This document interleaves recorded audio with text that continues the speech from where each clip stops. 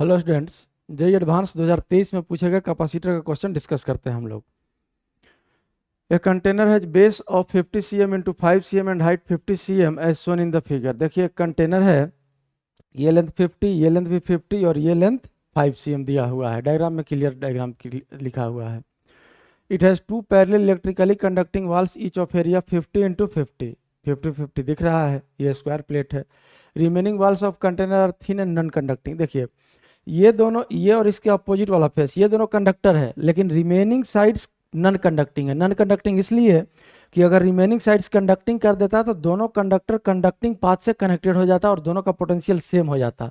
तब हम लोग कैपेसिटेंस कितना बोलते, डेल्टा भी जीरो हो गया, तो सी बराबर क्यू बाई डेल्टा भी, तो जीरो बाई इनफाइनाइट हो जाता है ये कैपेसिटेंस, इसीलिए नॉन कंडक्टिंग लिखा है। खैर, the conductor is being filled with a liquid of dielectric constant 3 at the uniform rate 250 cm पर सेकेंड।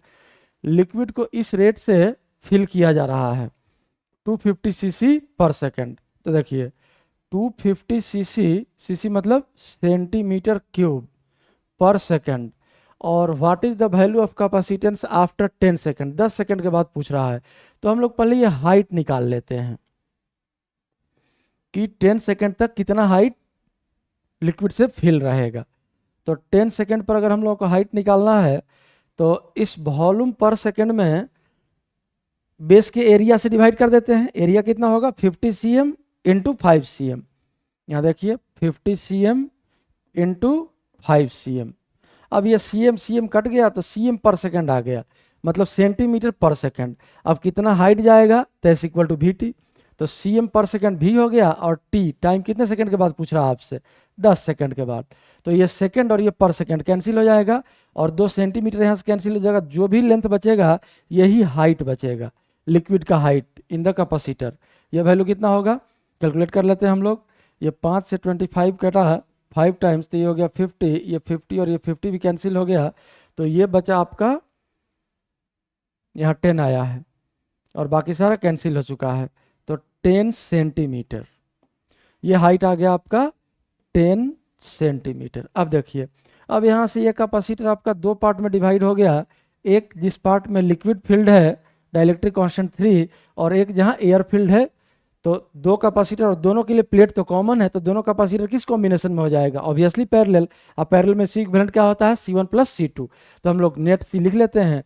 तो सी इक्विवेलेंट का वैल्यू आ जाएगा आपका, देखिए ध्यान से, एरिया। तो एरिया प्लेट का यहाँ से देखिए, इस प्लेट का एरिया कितना है, ये वाला लेंथ है कितना 50 और ये वाला लेंथ हो गया कितना 10। तो एरिया हो गया 50 इंटू 10 और ये सेंटीमीटर स्क्वायर है। अगर इसको मीटर स्क्वायर में बदले तो यहाँ से हम लोग क्या लिखना होगा 10 टू द पावर -4। ये हो गया एरिया ऐसा यूनिट में। तो A epsilon naught, epsilon naught का वैल्यू देखिए यहाँ दिया हुआ है 9 into 10 to the power -12, 9 into 10 to the power -12।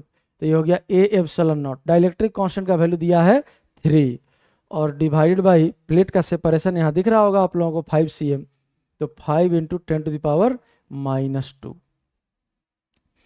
और प्लस ये नीचे वाले कैपेसिटर का हो गया C1 का वैल्यू। ऊपर वाले कैपेसिटर का अगर वैल्यू जिसमें लिक्विड नहीं है, अगर इस कैपेसिटर का हम लोग वैल्यू लिखें तो पहले तो एरिया देखिए, तो 50 cm इंटू, ये हो गया आपका 50 cm इंटू ये वाला हाइट क्या बचेगा, तो ये हाइट आपका सामने दिख रहा है, टोटल 50 है और 10 सेंटीमीटर ये हो गया, तो ये ऑब्वियसली 40 हुआ। तो 40 cm, फिर मीटर में बदल दिए, cm को सेंटीमीटर को मीटर में। तो area epsilon naught, epsilon naught का वैल्यू आप लोग देख चुके हैं 9 into 10 to the power -12। A epsilon naught by d, d का वैल्यू कितना है वही 5 इंटू 10 टू द पावर -2। अब यही नेट कैपेसिटेंस हो गया आपका, ये सारा ऐसा यूनिट में वैल्यू आएगा। अब यहाँ से देखिए ये 2 जीरो और ये 10 to the power -4, 10 to the power क्या बचेगा -2। यहाँ भी आपका 2 जीरो और 10 टू द पावर -2, एक कैंसिल हो गया और 10 टू द पावर -2 यहाँ से भी, और ये 10 टू द पावर -2 यहाँ से भी कैंसिल हो गया। तो सी इक्विवेलेंट का फाइनली वैल्यू क्या आ जाएगा, सो देख लेते हैं हम लोग। 5 इंटू 9 इंटू 3, तो ये हो गया यहाँ 5 9 और ये है 4 और ये 5 और ये 5 यहाँ कैंसिल हो जाएगा, यहाँ भी ये 5 और ये 5 कैंसिल हो जाएगा।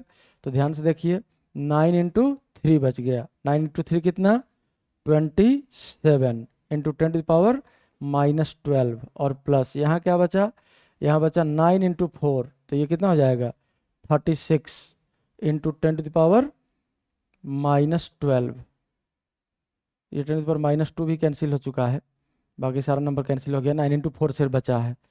अब ये वैल्यू कितना हो जाएगा, तो 36 और प्लस 27, तो 7 + 6 13, 3 आया 1 बचा तो 63।